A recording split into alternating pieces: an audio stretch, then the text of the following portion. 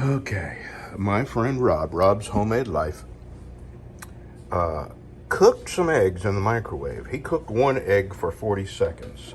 So I'm going to cook 2 eggs. I don't mean I'm going to break them, but I'm going to do it over here. And I'm going to give it 60 seconds. No, I'll try 40 seconds and see what happens. 2 eggs in a bowl. I'm going to put a paper plate over the top of it. So just in case it does decide to blow up, it'll have at least some cover. So let me do that, see how it looks. Okay, put a plate over it.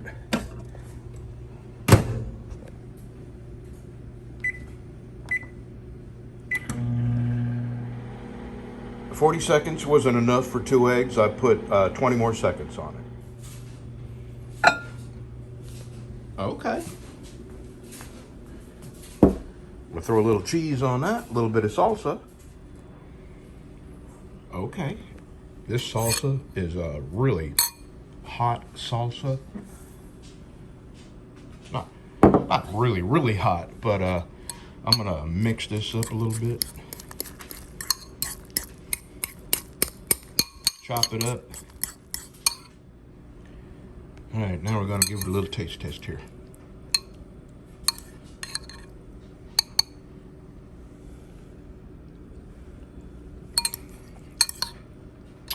Oh yeah. Boy, that's a quick breakfast, a 60-second breakfast. All right, I'm gonna eat this up and get to work. You know, they wrote a song about you. Yeah? Yeah, breaking the law, breaking the law. That's an illegal fire right there. And I believe there's a reward for turning people like you in. Yeah, here's a quarter. Call someone who cares. Okay.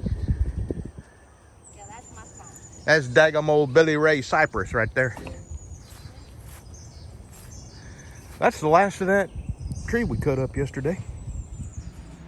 Okay, I'm going to read this poem one more time. I've got a little more written, but the last little bit, the last like 6 or 7, 8 lines, I'm going to tear out and start over. I have totally lost I use the word cadence.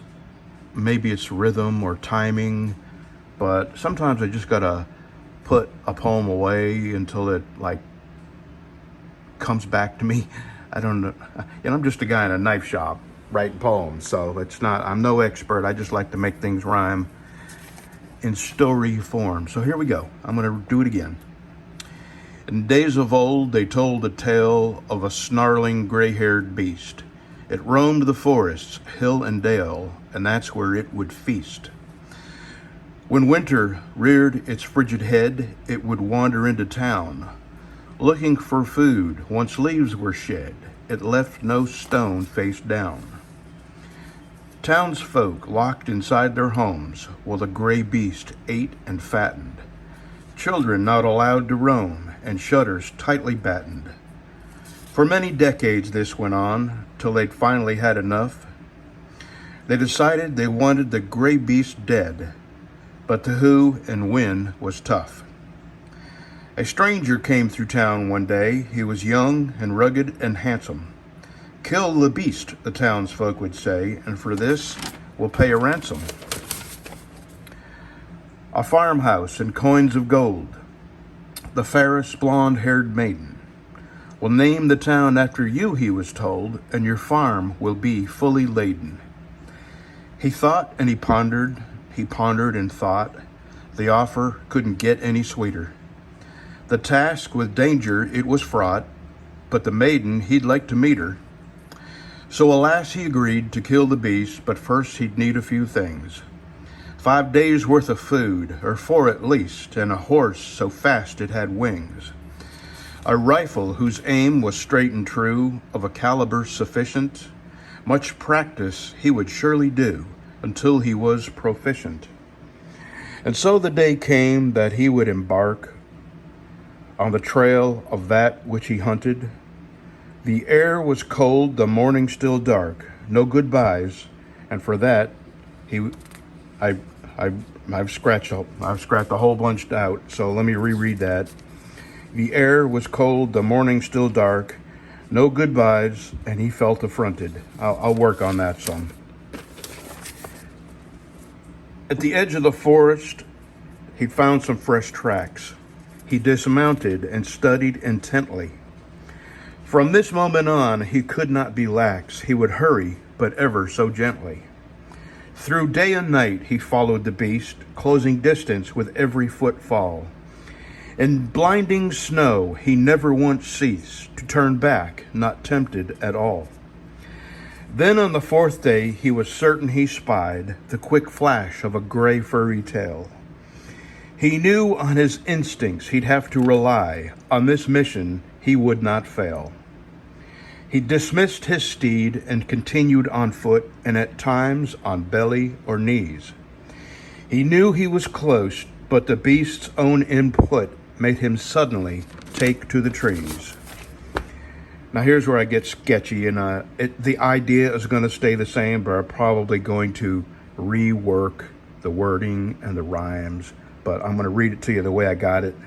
Just know that from this on, I'm going to clean this up. But the hunter was smart. He could not be swayed from the task upon which he had sworn. He was ragged and tired, hungry and cold, but still he wasn't afraid. Then he pulled from his pocket a few pieces of corn. Yeah, see that? I got to redo that. But that's the idea. Under veil of darkness, he would crawl to the tree. He would leave the irresistible bait. From deep under cover and long without sleep, he'd recount his ordeal and would wait. And then without fail, at the first wisp of dawn, the beast woke and stretched out his tail. And now he's caught the scent of the glorious food to which he would soon be drawn. And some of y'all might already be guessing what this is going to be. And it's, I've had this in my head for a couple years, and I'm finally getting around to putting it on paper, but I got a lot of work to do. But the first part I'm happy with. I rewrote it a few times, and starting at but the hunter was smart, he could not be swayed. I got to work on that. The rest of this I got to work on, but I'm putting it away because I've lost the tempo, the rhythm, the cadence, whatever you call it. And sometimes that happens, and I just stop working on them for a while and go back to knife making. Here we go. You, sir, are getting a handle today. And Patrick's other knife, the handle should be in the mail in my mailbox in a couple of hours. I'm still waiting on the G10 for all of them. So when I get the handles on this, probably I'll have the handles epoxied on, and probably by a couple of hours. And then I'm going to get this out, and I'm going to start with the finger guard. And I was trying to just go cheap on this, since it was going to be an experimental knife, but somebody wants that.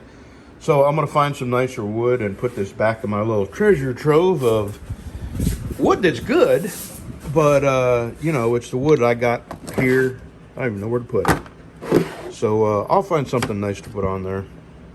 Okay, back to work.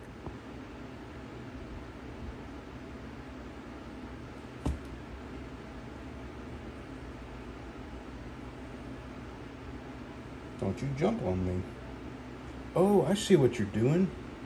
You got a little bug here. Oh, you can't escape. Well, I guess you did. No, there you are.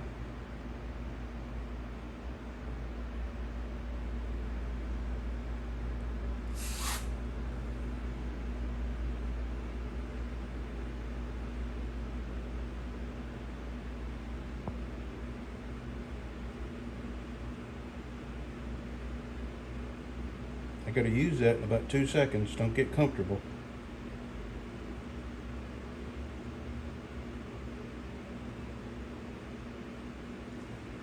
Boy, you can jump, can't you? Okay, I gotta go. It's gonna jump on me. Well, I tell you what, I'm not going to say I'm having one of them days because I've only been at this a minute or two, but already, first thing that happened was I got a drill bit, broke off and stuck in there. I had to get a pair of pliers and wiggle it out. Okay, I'm past that, got my holes chamfered. Now I'm drilling the desert ironwood, and same brand had another drill bit snap off and it's stuck in the wood. And this is the brand. What junk, man. Junk. And thing is, I got a lot of them. Now granted, I didn't buy these. They were in this building when I bought the building, so 3/30 seconds, 5/30 seconds, 5/16. I know I got some. Those are probably 1/8 inch there. I'll have to double check, but I'm running out of bits. Do I have any 1/8 inch here? No, that's college. 3/16. Yeah, I guess I'm gonna have to buy some good 1/8 inch bits. Okay. So I dig through my stash and I find what appears to be an 1/8 inch drill bit, but it's not. It's not. Not even close. Okay. Geez, I'll tell you what. Let me get another set of these. I know I have 2 1/8 inch drill bits right here, and they're good steel. And right now I'm gonna sit down. Here, I'll use that one. I'm gonna sit down and order me some good drill bits, 1/8 inch. So let me get these drilled, the new ones. I'm not gonna. I just throw them away. I hate messing with stuff because trying to fix stuff that's messed up is just worse than getting new stuff. So here we go. And I didn't give much for these. I think they were 12 bucks each. I bought a bunch of them. All right, back to the drawing board, or the drill press. I don't even know where this came from. So it's huh.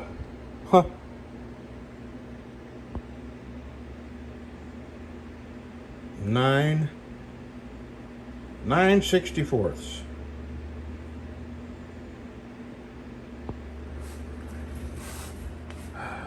Huh. I don't really even want to keep it in here because this will happen again if I'm not careful. 9/64. Okay, I'm just going to throw it over here in my drawer of junk. And start over. Okay, there we go. Now I sand the nose of these with 180, 320, and 500, and then I buff them. And even though this is a satin finish, I still put it on the buffer. It just makes makes everything look nicer. And then we will epoxy them together, and I think I'm gonna drink a cup of coffee when I get that far. And then I may start working on this. Here's what I think I'm gonna make a desert ironwood. I've got a big block of desert ironwood that I think I'll knock off about 3/4 of an inch of that on my table saw. And then that's what's gonna go on the file knife. I mean, I don't think maybe I did. I can't remember if I showed you this or not. But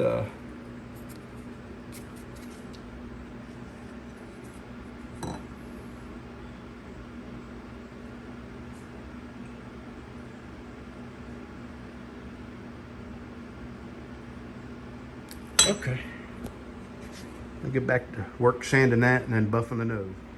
Okay, I got my desert ironwood cut. I got that big block cut into 3 pieces. Oh, so there we go. That's what that's going to look like, roughly, you know. Now I got to drill my dowel hole. But I don't think I'm going to do much. I just got a note saying that my other handle was in. I'm going to go up and get that, see what it looks like. And then I'm going to stop by the house, drink me something on the front porch with my wife. And I'm not sure. Maybe that'll be the day, because I got this all glued up, and tomorrow, let me turn my light on, make sure I don't got any more mopping up to do.